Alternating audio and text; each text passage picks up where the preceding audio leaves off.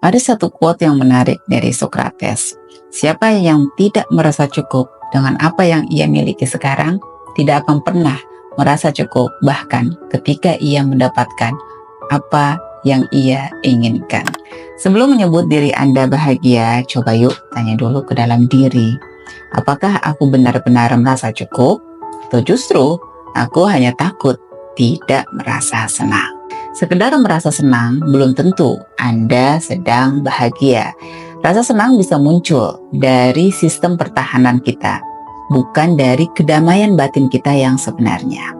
Itulah yang disebut dengan kebahagiaan semu. Dan kebahagiaan semu itu melelahkan karena kita jadi harus merasa berhasil agar layak senang.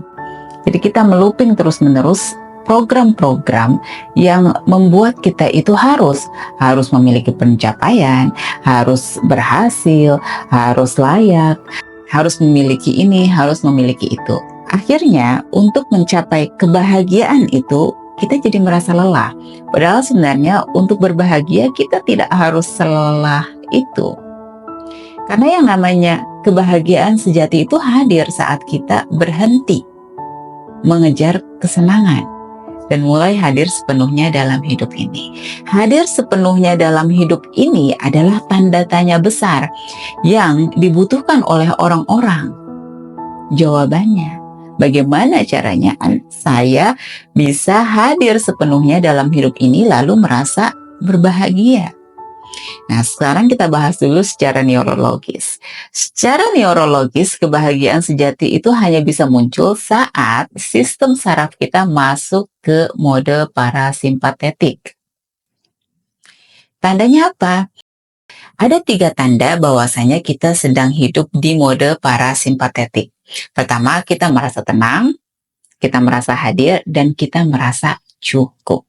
Kata cukup ini akan menjadi bahasan kita hari ini. Bagaimana sih caranya kita untuk merasa cukup? Sementara kita melihat nih kondisi hidup kita tuh belum cukup-cukup amat. Kita masih serba kekurangan. Secara finansial kita merasa kurang, secara mental emosional kita merasa kurang, secara spiritual mungkin kita melihat sangat kurang, dan lain sebagainya. Bagaimana caranya kita merasa cukup dengan kondisi kekurangan? Teman-teman, semoga penjelasan saya di video kali ini bisa membantu Anda untuk memunculkan rasa cukup tanpa harus terlebih dahulu melihat perubahan di dalam hidup Anda. Banyak kita memberi syarat tertentu. Saya akan merasa cukup kalau saya memiliki gaji segini. Saya akan merasa cukup kalau pasangan saya melakukan hal ini. Saya akan merasa cukup kalau saya sudah mencapai ini dan ini dan ini. Padahal yang namanya rasa cukup itu bukan sekedar kondisi materi. Rasa cukup itu adalah frekuensi energi. Dan itu tidak berhubungan dengan materi yang Anda miliki saat ini. Segalanya adalah energi. Salah satu sifat energi itu adalah tarik-menarik. Apa yang kita pikirkan, apa yang kita rasakan itu ibarat magnet dan akan selalu menarik kondisi kita. Kita akan selalu ditarik oleh pikiran kita akan selalu ditarik oleh perasaan kita. Dan bagaimana kita melihat apa yang sebenarnya kita tarik, itu dari melihat bagaimana kondisi kita, bagaimana kita menanggapi hidup kita. Itu adalah hasil dari apa yang kita tarik. Nah, kalau Anda merasa kekurangan, maka Anda akan menarik nih kondisi-kondisi di mana Anda bisa melihat begitu banyak kekurangan dalam hidup Anda. Nah, kalau Anda merasa tidak cukup, maka Anda juga akan melihat begitu banyak situasi yang menegaskan bahwasanya Anda tidak layak untuk merasa cukup. Jadi kalau detik ini Anda merasa kayaknya nggak mungkin deh saya merasa cukup. Nah, itu bukan berarti kondisi Anda mengharuskan Anda untuk tidak mampu merasa cukup. Anda mampu merasa cukup kalau Anda memahami bahwasanya rasa cukup itu tidak, sekali lagi, rasa cukup itu tidak berhubungan dengan seberapa banyak atau seberapa cukup Anda memandang materi yang Anda miliki, tetapi dari energi Anda. Nah, bagaimana kita membangun energi merasa cukup? Karena ketika kita merasa cukup, maka kenyataan di hadapan kita itu perlahan-lahan akan berubah menjadi cukup bagi kita. Meskipun bagi orang lain yang melihatnya itu kita masih serba kekurangan, tapi selama energi yang kita pancarkan adalah rasa cukup, maka itulah yang akan kita tarik. Hal inilah pula yang mendasari banyak orang berkata, saya sudah punya banyak pencapaian, saya sudah punya banyak hal dalam hidup ini, tapi kok saya merasa kurang ya? Saya merasa itu semua belum cukup. Bukan berarti Anda tidak bisa merasa cukup, tapi karena energi Anda belum sejajar dengan frekuensi cukup itu. Makanya Anda kesulitan nih untuk merasa bersyukur. Jika Anda melihat skala kesadaran Hawkins, Anda akan paham bahwa frekuensi kekurangan dan frekuensi syukur itu berada di level yang sangat berbeda. Makanya, ide syukur itu meski terdengar indah, tapi kita tetap kesulitan nih untuk mengalami rasa syukur itu. Kenapa kesulitan? Karena tubuh kita itu belum bergerak sesuai dengan frekuensi syukur. Kita masih bergetar di frekuensi tidak cukup, makanya kita kesulitan untuk bersyukur. Lalu bagaimana cara kita mengubahnya? Bagaimana cara kita supaya kita bisa merasa cukup sehingga kita bisa bersyukur lalu kita bisa berbahagia? Jawabannya adalah dengan cara membantu tubuh kita berpindah ke mode parasimpatetik. Dengan kesadaran, Anda sebenarnya sudah bisa nih menghack tubuh Anda untuk mengenali rasa cukup. Meskipun secara logika Anda melihat Anda masih kekurangan, Anda masih belum memiliki materi yang cukup. Tapi dengan kesadaran, Anda bisa menghack tubuh Anda. Berikut adalah 5 langkah sederhana yang bisa Anda lakukan untuk membantu tubuh Anda berpindah ke mode parasimpatetik. 1, yaitu adalah dengan menyadari nafas. Nafas itu sebenarnya adalah jembatan antara tubuh dan jiwa kita. Ketika kita bernafas, kita bisa merasakan tubuh kita. Kita bisa merasakan energi yang mengaliri tubuh kita, yang masih mengizinkan tubuh kita untuk merasakan nafas itu. Latihannya sebenarnya sangat sederhana. Pertama adalah tarik nafas perlahan dan hembuskan dengan lembut.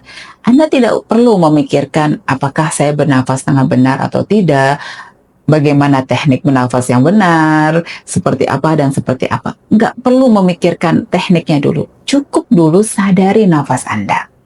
Anda nggak perlu merubah apapun. Bernafas saja secara sadar. Rasakan udara yang masuk dan keluar dari tubuh Anda.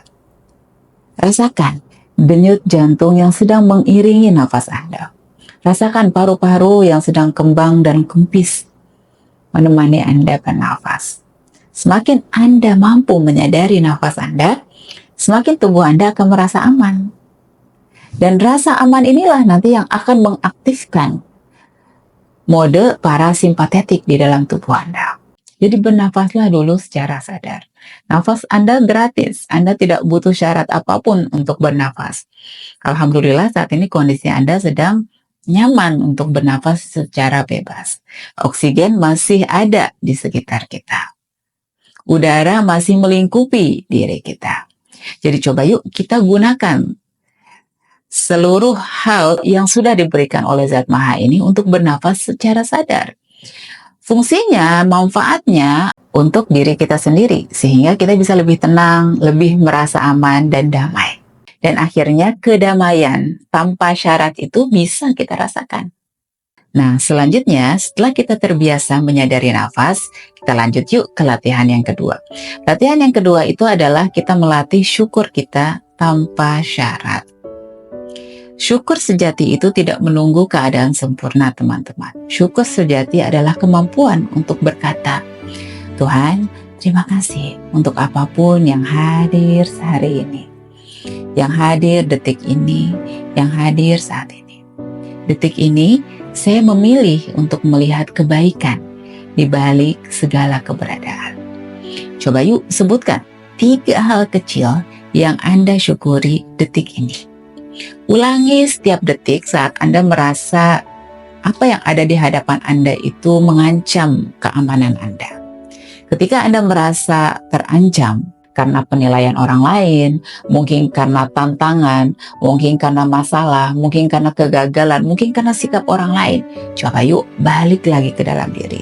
Sadari nafas Anda, lalu sebutkan 3 hal sederhana yang patut Anda syukuri saat ini dan detik ini. Percaya deh teman-teman, latihan ini akan membuka kanal frekuensi syukur dalam tubuh Anda. Lambat laun, tubuh Anda terprogram untuk mensyukuri keadaan. Karena yang namanya mensyukuri keadaan itu tidak membutuhkan syarat apapun. Saat ini Anda sudah bisa bersyukur. Saat ini, detik ini Anda sudah memiliki banyak hal yang patut Anda syukuri. Bahkan, detik ini ratusan juta sel sedang hidup untuk menghidupi Anda. Sementara Anda bahkan tidak bisa melihat sel-sel itu. Mata kita tidak mampu melihat hal yang bisa kita syukuri. Kalau seandainya mata kita tidak mampu melihat hal yang bisa kita syukuri, cukup kita alami di dalam batin saja. Masalahnya teman-teman, bersyukur itu sangat sulit kalau seandainya kita sedang merasa sedih, merasa marah, merasa takut ya. Ketika kita berada di kondisi emosional yang kita labeli negatif, kita biasanya sangat sulit sekali untuk mensyukuri keadaan. Kita malah justru mencari kesalahan-kesalahan, kekurangan-kekurangan. Nah, bagaimana caranya supaya kita tetap bisa bersyukur, kita tetap merasa cukup meskipun kita sedang berada di dalam kondisi energi emosional yang tidak selaras. Caranya adalah dengan mengizinkan diri Anda hadir. Emosi itu adalah bagian dari diri Anda. Kita adalah makhluk emosional, dan emosi adalah energi yang mengalir di dalam diri kita, yang mengizinkan kita untuk mengalami hidup ini, yang menyampaikan pesan-pesan dari pikiran bawah sadar kita terkait apa yang sedang kita hadapi di depan kita. Nah, jadi izinkan saja dulu bagian diri Anda itu untuk hadir. Duduk saja bersama perasaan Anda dan tanyakan ke mereka, apa yang kamu ingin sampaikan kepadaku? Karena yang namanya emosi itu adalah pesan sebenarnya. Ada pesan tertentu dari rasa sakit itu, dari rasa sedih itu, dari rasa marah itu, di mana di balik rasa ini ada sebuah pesan yang kalau seandainya Anda mau duduk sebentar saja untuk mendengarkan pesan itu, maka hidup Anda akan berubah. Hidup Anda berubah bukan karena keadaan Anda berubah, tetapi karena secara internal muncul yang namanya penerimaan emosional, di mana Anda tidak lagi mereject bagian diri Anda, tetapi Anda memberitahu tubuh Anda bahwa bagian itu tidak masalah ada. Anda aman bersama rasa itu. Kebanyakan orang mencari pelarian di luar karena mereka merasa perasaan mereka atau bagian diri mereka itu tidak aman bagi mereka. Jadi cukup rasakan perasaan Anda, nanti lambat laun rasa itu yang Anda tolak menjadi aman bagi Anda. Dan ketika rasa aman itu muncul, maka tubuh Anda akan memproses perasaan itu di dalam mode parasimpatetik. Jadi tubuh Anda tidak lagi harus fight and flight dengan rasa itu, tetapi mampu mengelola rasa itu secara sadar, aman, dengan hati yang tentram. Dan ketika itu terjadi, maka frekuensi Anda akan naik. Bukan karena dipaksakan, bukan karena Anda pura-pura harus berada di high vibration, tapi karena Anda sadar di dalam kondisi low vibration Anda. Ketika Anda menyadari emosi Anda, maka Anda tidak lagi berada di kondisi low vibration. Anda sudah menjadi kesadaran yang menyadari pesan yang harus Anda kelola. Nah, bagaimana cara kita menyadari emosi? Yaitu dengan berlatih berada dalam keheningan. Hening itu bukan berarti Anda itu berada di kondisi yang tidak berisik. Hening itu adalah Anda menghadirkan jiwa Anda, ruh Anda, dan tubuh Anda di dalam satu momen yang penuh penerimaan. Jadi setiap hari, sediakan waktu 5 menit dalam keheningan. Tanpa gangguan apapun, tanpa handphone, tanpa musik. Cukup dudukkan diri Anda bersama jiwa Anda, bersama ruh Anda di dalam ruang suci, yaitu ruang kesadaran Anda. Duduk saja sudah dengan diri Anda itu. Tidak usah menilai, tidak usah berharap kondisinya menjadi damai, tidak usah mensyaratkan ketenangan. Cukup duduk saja dengan diri Anda, dan disitulah Anda akan mulai terbiasa berada dalam kondisi hening. Ketika Anda sudah membiasakan diri Anda dalam kondisi hening, di mana Anda tidak lagi menghakimi diri Anda, tidak lagi menilai keadaan, tidak lagi mengharapkan keadaan berubah, tetapi penuh dengan penerimaan yang tulus, maka Anda akan mudah nanti menyadari emosi Anda, membaca pesan yang dihadirkan oleh emosi itu. Di sana nanti Anda bisa mendengar suara hati Anda yang biasanya tertutupi oleh kebisingan dunia. Itulah manfaat utama dari berada dalam keheningan. Untuk berada di dalam keheningan, kita harus melatih yang namanya kehadiran, melatih yang namanya mindfulness. Jadi, coba yuk tanyakan kepada diri sendiri, apakah saya hadir di tubuh saya saat ini? Kebanyakan orang berpikir, ya ini kan tubuh saya, ya pastilah saya hadir saat ini bersama tubuh saya. Banyak orang yang berpikiran seperti itu, tetapi hadir di dalam tubuh artinya Anda merasakan getaran tubuh Anda. Anda merasakan nih jantung Anda merasakan tangan yang sedang Anda genggam, Anda merasakan pijakan kaki Anda merasakan kerlingan mata Anda merasakan senyum Anda, atau Anda merasakan air mata yang turun yang membasahi pipi Anda. Jadi hadir di dalam tubuh itu artinya Anda merasakan tubuh Anda. Bukan sekedar Anda duduk diam begitu saja, tetapi Anda benar-benar merasakan siapa yang duduk ini, bagaimana ia duduk, seperti apa ia duduk. Jadi yang namanya menjadi hadir, itu artinya Anda pulang ke tubuh Anda, ke sini. Sekarang, pikiran Anda, perasaan Anda hadir di sini, saat ini. Di ruang kehadiran itulah nanti yang namanya syukur itu muncul tanpa paksaan. So teman-teman, itulah tadi jalan menuju rasa syukur. Langkah-langkah ini memang sederhana, namun jika dilakukan dengan kehadiran dan konsistensi penuh, maka akan menciptakan perubahan yang mendalam. Bukan hanya di tubuh Anda, tapi juga di jiwa Anda. Saat tubuh hidup dalam frekuensi parasimpatetik, jiwa Anda akan lebih mudah bergetar di frekuensi cukup. Dan di frekuensi itulah keajaiban dimulai. Ketika Anda merasa cukup dengan hidup Anda, dengan diri Anda, maka itu bukan lagi tentang seberapa banyak yang Anda miliki, tetapi seberapa dalam Anda mampu memaknai apa yang sudah diberikan oleh Sang Maha kepada diri Anda. Jadi yang namanya rasa cukup itu sangat spiritual. Karena ketika Anda merasa cukup, Anda sudah tidak lagi menolak pemberian Sang Maha yang sudah hadir di dalam hidup Anda. Kalaupun seandainya ada bagian-bagian, ada kenyataan-kenyataan hidup yang memang belum selaras nih dengan keinginan Anda, maka Anda akan kembali lagi ke dalam diri dan melihat resource apa, sumber daya apa yang bisa saya maksimalkan untuk merubah kenyataan yang ada. Karena yang namanya perubahan itu muncul dari dalam. Bahkan ada ayat yang menyebutkan bahwasanya Zat Maha tidak akan merubah suatu kaum sebelum kaum itu merubah diri mereka sendiri. Karena sumber daya yang kita miliki untuk merubah keadaan itu ada di dalam diri kita sendiri. Apapun keadaan yang sedang Anda hadapi saat ini, itu akan bisa berubah kalau diri Anda berubah. Ketika persepsi Anda berubah, maka perasaan Anda akan mengikuti persepsi Anda. Ketika perasaan Anda terhadap kondisi Anda berubah, maka tindakan Anda akan berubah. Dan kalau seandainya tindakan Anda berubah, maka hasil yang Anda terima pun berubah. Jadi kalau Anda mau kenyataan yang ada di hadapan Anda berubah, maka rubah dulu persepsi Anda. Ketika persepsi Anda berubah, maka perasaan Anda akan berubah. Ketika perasaan Anda berubah, maka tindakan Anda akan berbeda. Dan ketika Anda merubah tindakan Anda, maka kenyataan hidup Anda itu akan berubah.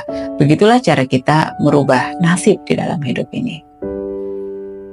Jadi teman-teman, yang namanya rasa cukup itu bukan seberapa banyak yang Anda miliki, tetapi seberapa dalam Anda mampu memaknai apa yang telah diberikan Zat Maha kepada Anda. Silakan share video ini kalau Anda anggap bermanfaat. Salam semesta.